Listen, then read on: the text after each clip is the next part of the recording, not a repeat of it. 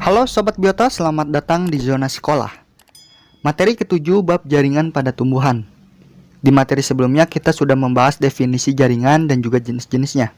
Kita juga sudah membahas tuntas mengenai jaringan meristem dan beberapa jaringan dewasa seperti jaringan epidermis, jaringan dasar, dan juga jaringan pengangkut. Nah, sekarang kita akan mempelajari atau melanjutkan jaringan dewasa yang terakhir, yaitu jaringan sekretory sob. Oke, langsung saja mari kita belajar. Jaringan sekretory ini merupakan suatu jaringan yang memiliki fungsi khusus, yaitu untuk menghasilkan atau untuk mengeluarkan senyawa tertentu yang disebut dengan sekret, yaitu berupa senyawa metabolit sekunder sob. Nah sob, senyawa metabolit sekunder ini itu merupakan senyawa organik yang diproduksi oleh tumbuhan. Namun sebenarnya senyawa ini tidak terlalu dibutuhkan dalam pertumbuhan dan perkembangan tumbuhan sob. Tapi senyawa ini berperan dalam mempertahankan kelangsungan hidup tumbuhan. Contohnya untuk mempertahankan diri dari herbivore. Nah sob, jaringan sekretory itu memiliki karakteristik yang unik. Jadi, walaupun namanya jaringan, tapi jaringan sekretory ini itu bisa berupa satu sel saja, atau yang disebut dengan singular, yang dimana posisinya itu tersebar di daerah atau di bagian tumbuhan tersebut. Jadi berbeda ya dengan jaringan pada umumnya. Makanya, tak jarang juga bahwa jaringan sekretory ini disebut juga sebagai struktur sekretory. Tapi sob, ada juga jaringan sekretory yang berupa jaringan yang tersusun dari kumpulan sel. Nah sob, sel-sel jaringan sekretory itu umumnya mengalami modifikasi yang berbeda-beda. Tujuannya adalah untuk mendukung fungsi sekresi yang juga berbeda-beda. Oke, supaya lebih paham, kita akan bahas jenis-jenis jaringan sekretory sob. Jadi sob, jika berdasarkan posisinya, jaringan sekretory itu bisa dibedakan menjadi dua macam, yaitu jaringan sekretory eksternal dan juga jaringan sekretory internal. Nah, kita akan bahas satu persatu, mulai dari jaringan sekretory eksternal. Sesuai namanya, eksternal, yaitu artinya bagian luar.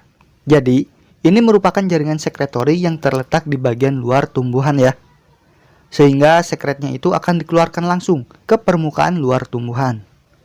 Jaringan sekretory eksternal ini itu juga bisa disebut sebagai kelenjar sekretory eksternal. Nah, kelenjar jaringan sekretory eksternal ini itu dapat dibedakan menjadi beberapa jenis, yaitu ada trikoma glanduler, terus kelenjar nektar atau nektaris, dan juga yang ketiga adalah hidatoda. Kita mulai bahas dari trikoma glanduler terlebih dahulu. Nah sob, masih ingat apa itu trikoma? Kita sudah bahas di materi jaringan epidermis ya, di mana trikoma ini itu merupakan salah satu derivat epidermis yang berbentuk seperti rambut. Nah, untuk trikoma glanduler, ini di mana derivatnya itu atau derivat epidermisnya itu berbentuk seperti rambut yang memiliki kelenjar sehingga dapat menghasilkan sekret. Contoh dari trikoma ini itu ada banyak dan fungsinya juga berbeda-beda sob. Yang pertama itu ada yang bisa menghasilkan essential oil atau minyak esensial. Contohnya di tumbuhan lavender dan juga peppermint. Nah, minyak esensial ini itu bisa dimanfaatkan karena memiliki aroma terapi, yang dimana bisa merelaksasi tubuh kita sob. Terus, trikoma glanduler yang berikutnya adalah berupa rambut sengat. Nah, misalnya yang dimiliki oleh Eurytica ferox. Jadi, senyawa yang terkandung di dalam rambut sengat ini itu bisa menyebabkan tubuh itu terasa menjadi mati rasa sob. Terus, yang ketiga ada trikoma kompleks, yaitu yang berbentuk kelenjar pencernaan yang bisa mensekresikan lendir yang mengandung enzim prokariotik untuk mencerna serangga. Contohnya seperti pada kantong semar. Selanjutnya ada yang berupa kelenjar garam, artinya dapat mensekresikan garam sob. Kita bisa temukan di mangrove, di mana ia hidup di lingkungan yang memiliki kadar garam yang tinggi. Dan yang terakhir ada yang bisa mensekresikan nikotin, misalnya di tanaman tembakau. Nah, nikotin ini merupakan senyawa yang terdapat di dalam rokok ya, dan dimana merupakan senyawa yang berbahaya karena dapat membuat orang kecanduan. Soalnya nikotin ini bersifat adiktif. Nah, jadi itu ya, trikoma glanduler. Kita lanjut kelenjar nektar atau nektaris. Nektar itu dihasilkan oleh kelenjar sekretory eksternal yang bernama kelenjar nektar. Nah, kebanyakannya itu terdapat di bagian dasar bunga.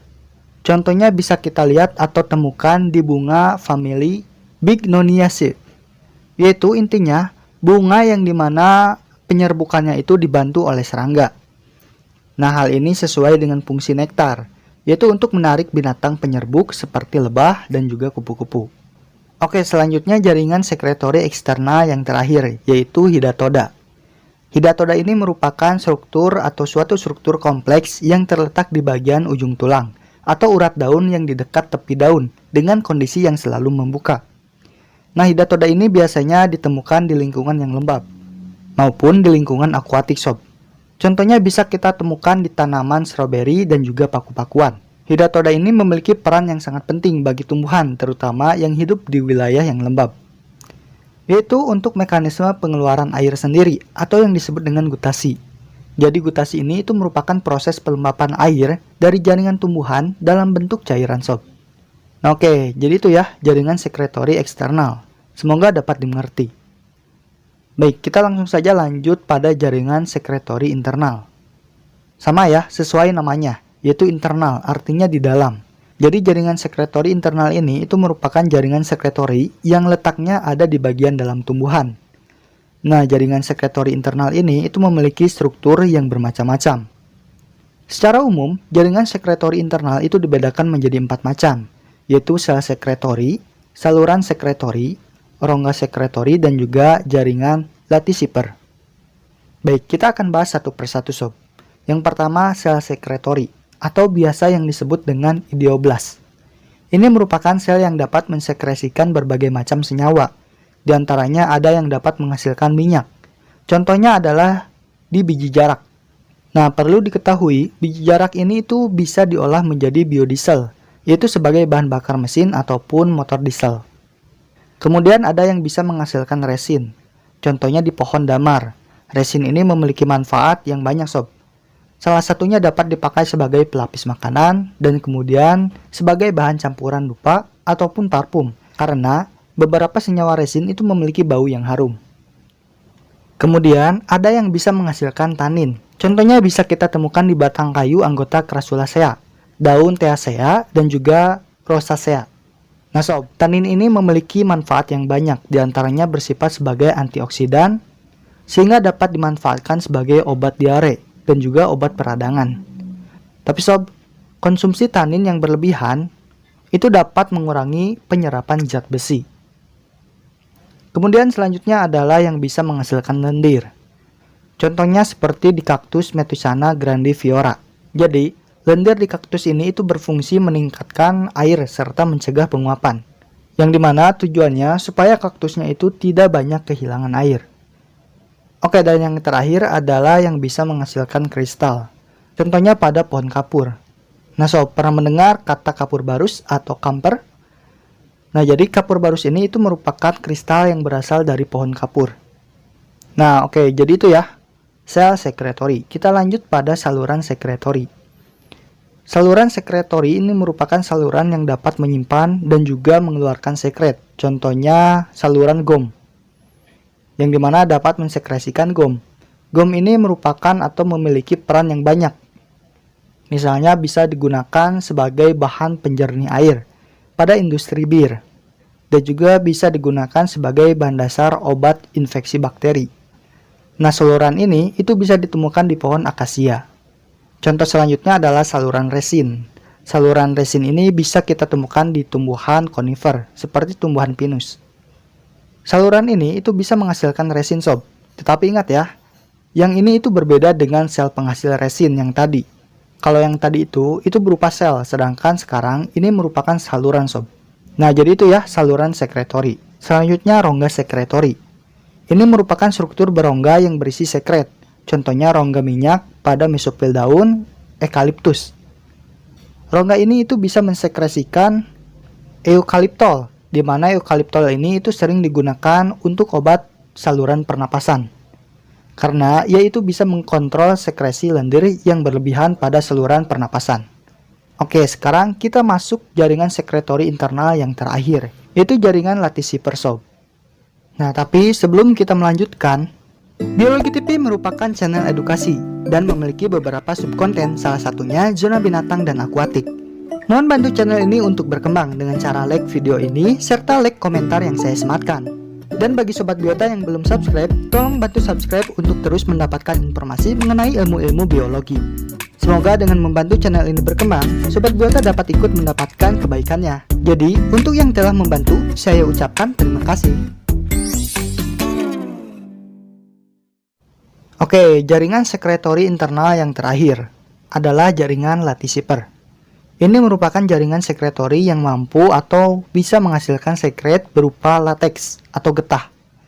Getah ini itu berfungsi untuk melindungi tumbuhan dari serangan hewan herbivora.